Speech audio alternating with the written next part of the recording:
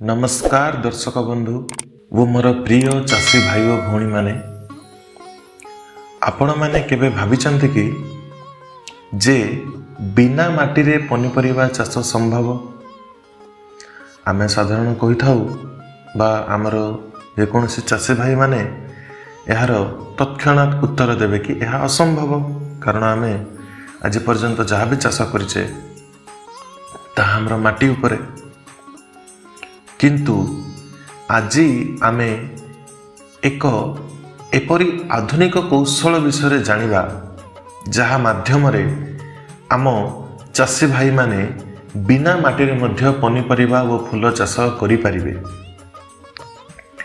एही कौशल बा प्रकल्पर नाम हेउछि मृत्तिका विहीन चाष बा हाइड्रोपोनिक्स फार्मिंग। आम राज्य रे किछि अग्रणी चाषी भाई माने बोध हुए एही कौशल विषय जानिथिबे, परंतु अधिकांश लोक एही कौशल विषय जानि नथिबे। जेपरि कि आमे एक पात्र रे किछि पानी रखी एक चारा को बुड़ाई रखिले एथिरु चेर बाहरी जाय थाए, सही परि ही वैज्ञानिक माने मृत्तिका विहीन चाषर आविष्कार करथिले।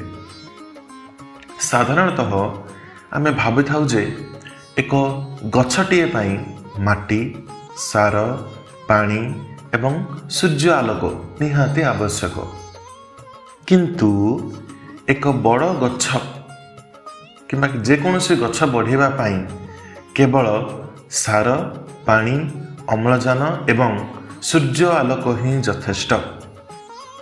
माटी सर्वदा आवश्यक होई न थाए। माटी केवल गछ को दृढ़ भाव रे ठिया होई रहिबा पाई सहायक होई थाए। दिन को दिन जनसंख्यार वृद्धि और चाष जमीर अभाव को आखि आगरे रखी वैज्ञानिक माने मृत्तिका विहीन चाष को आपणाइबा पाई चेष्टित।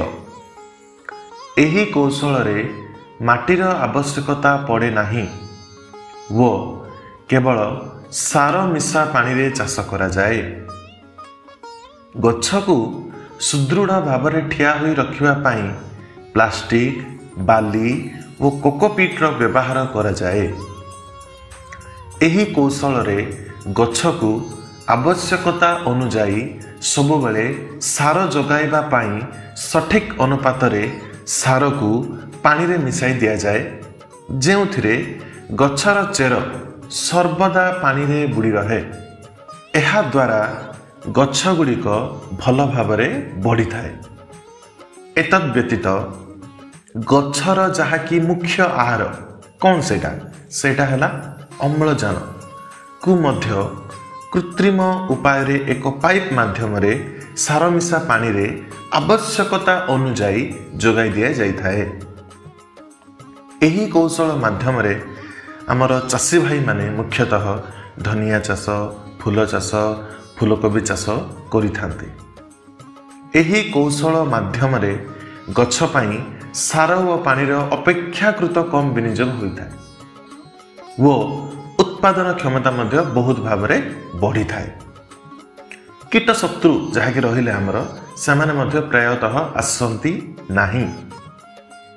एते सब उपादेयता थाई मध्य एही नूतन कौशलर एक मुख्य असुविधाटी हैला एही कौशल को आरंभ करिबा पाई प्रथमे अत्यधिक टंका खर्च होई थाए। जदि चाषी भाई मानक पाखरे पर्याप्त चाष जमी अछि तेबे सेमानक पाई एहा अनुपयोगी अटे, किंतु सहरी चाषी भाई जो मानक पाखरे की पर्याप्त चाष जमी न थाए सेमानक पाई एहा नितांत उपयोगी। जदि आपण एही हाइड्रोपोनिक्स फार्मिंग को आरंभ करने को चाहती ताहले आपण विभिन्न कृषि परामर्श केंद्र तथा कृषि वैज्ञानिक मानक सह परामर्श नहीं पारिबे, किंतु एहा को आरंभ करने पूर्वरु दयापूर्वक आपण माने एही कौशलर पद्धति, लाभ, क्षति विषय अवगत होई उचित तालीम नहीं आरंभ करंतु। मु आशा करुछि एही भिडियोटी आपण मानकु भल लागिथिबो ओ आपण निहाती किछि नुआ विषय ज्ञान पाइथिबे। जदि आपको यही वीडियोटी भल लगिला ताहले एक लाइक करंतु आम चैनल को सब्सक्राइब करो। धन्यवाद।